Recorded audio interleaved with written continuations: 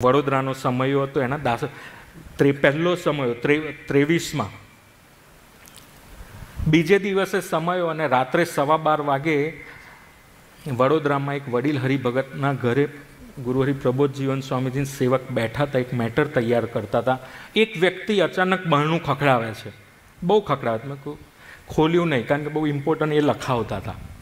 બહુ ખખડાવ્યું એટલે ખોલ્યું, સીધા આવી ગયા અને ગુરુહરિ પર એ બાપ દીકરાનો જે સંબંધ હોય એ આપણે બીજી રીતે નથી જોવું. પણ એટલું બધું એમની વચ્ચે ચાલ્યું 15-20 મિનિટ. આપણને થાય તો ખરું ને, એટલે હું પકડીને બને પાછું લોક કરી દીધો. એટલે મેં સ્વામીને કહ્યું કે સ્વામી બહુ મેટર એ લખાવે એટલે ગંભીર તે. મેં કહ્યું સ્વામીજી આપણે કાલે લખીશું. ના કે હું તો એકદમ ફ્રેશ જ છું કે મને કશું નહીં. મેં કહું કેવા છો યાર તમે, કારણ કે એટલો બધો આમ હું તમારા શબ્દોમાં હું કેવી રીતે કહું. માનો કે તમારી તમારી ઘરવાળી વચ્ચે આમ અડધો કલાક આમ ક્રોનિક મારામારી જેવો ઝઘડો થયો હોય અને તમે એક જ મિનિટમાં એવું કહી દો ના કશું નહીં હું ફ્રેશ જ છું.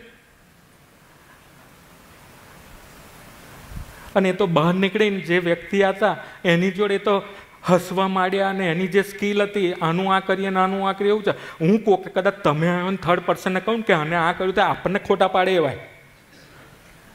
એટલા બધા રસરૂપ થઈ જાય ત્યારે આપણને ખબર પડે કે આ પાત્ર છે ને એ પ્રકૃતિના બંધનમાં નથી, પ્રકૃતિથી પર છે, અક્ષરધામનું તત્વ છે.